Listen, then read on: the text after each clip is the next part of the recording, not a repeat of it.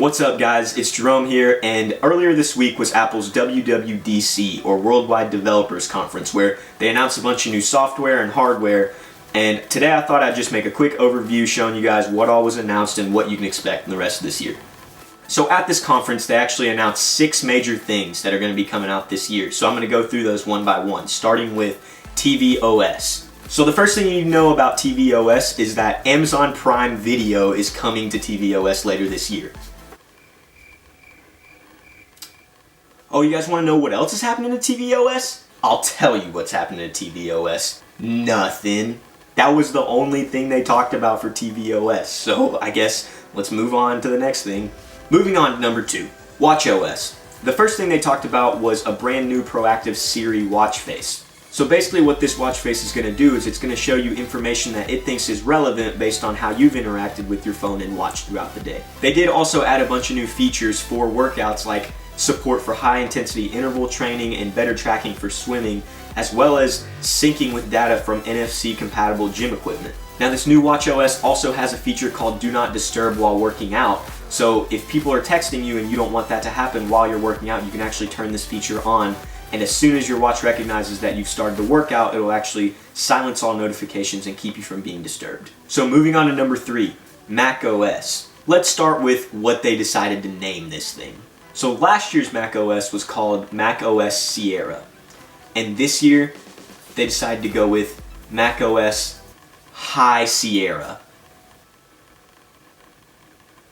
Moving past the name, they do have some pretty cool improvements in this year's macOS. So you know how you'll Google a website and then you'll click on a link and you're trying to read an article, but then some video pops up and it starts playing, and that's just really annoying?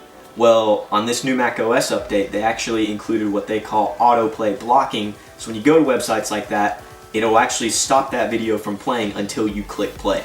Also, you know how sometimes you'll go online, you'll buy something, and then for the next 3 weeks you get these little banner ads, and they're like, hey, buy this product, and you're like, I don't want to buy that product, I already bought it.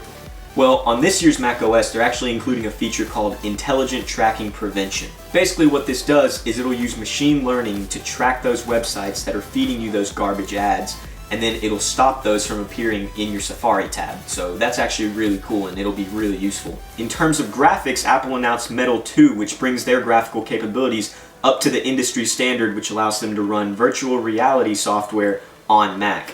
Another cool thing for people who have USB-C is that they included support for external graphics card using USB-C in Thunderbolt 3. Now since you can finally use an external graphics card with Mac, that means all you hardcore gamers can finally switch over to Mac and use the computer that the rest of us are using. They also announced that all the processors are going to be upgraded on the entire Mac lineup, moving up to the 7th gen Intel core. They actually made the 27-inch iMac strong enough to where it can deliver 5.5 teraflops of computing power.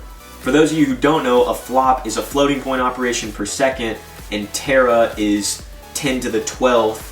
So 5.5 teraflops is 5.5 times 10 to the 12th floating point operations per second. I think I said that right. And if that wasn't enough, they also announced an iMac Pro, which comes in this sweet space gray color. This thing is an absolute monster. It comes standard with an 8-core Xeon processor, which can be configured up to 18 cores. It also comes with the brand new AMD Radeon Vega graphics card with 16 gigabytes of VRAM. And get this, it can do 11 teraflops of single precision computation. Like I said, this thing is an absolute monster, and it comes with up to 128 gigabytes of RAM, as well as a 4 terabyte Fusion drive. Now, I don't know how realistic their numbers are, but they actually said that a Windows machine of all these same specifications would cost about $7,000, whereas they're selling the iMac Pro for $5,000. So, anyone trying to give me $5,000? Moving on to number 4, iOS 11. Finally, Apple decided to give us the feature that we all have been asking for. If you delete a message on your phone, it will go away on your computer. Another thing they added to iMessage is proactive suggestions. So if Siri recognizes that you're searching a lot of the same keywords in Safari, in News, in Instagram, and whatever, it'll actually suggest those words for you to type out to a friend in iMessage. So if you go back to macOS for a second with Intelligent Tracking Prevention, you remember that they were stopping other companies from tracking us because seeing ads based off of what we were searching was bad, but now they're tracking us based off of what we're searching and telling us what to type in iMessage. I'm so confused. Moving on, another big thing that they added to iOS 11 is Apple Pay for person-to-person transactions. This is actually going to be just like Cash App or Venmo, but instead of using those third-party apps, it's going to be directly through Apple Pay using iMessage. They also introduced this new thing called the Apple Pay Cash Card, so whenever people send you money, it'll go directly to that card instead of your bank account.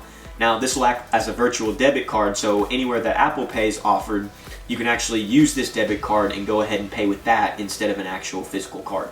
Now, the one thing that I'm still a little iffy about is their new combined lock screen notification center thing that they've got going on, where if you are in your phone and you scroll down from the top, you'll actually end up on your lock screen and you have to swipe up again to be able to see all your old notifications.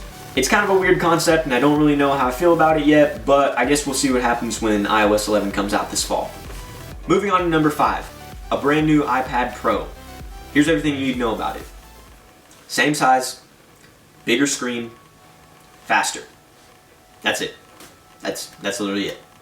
So the last thing they talked about was Apple's direct competitor to Amazon Alexa and Google Home. And what did they call it? HomePod. Guys, I can't make these names up. High Sierra and HomePod, like what? Literally, you could have named it anything else and it would have been better. Anyway, so the one really cool thing about this speaker is that it's going to have spatial awareness of its surroundings, so it can actually recognize the size and dimensions of the room that it's in and then use that information to strategically play music in such a way that you get the least possible distortions for that area.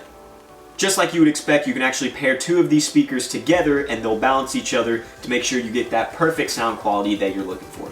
Now, it is interesting that they decided to push the music aspect instead of the smart speaker aspect, but from what I hear, this is a really, really good sounding speaker.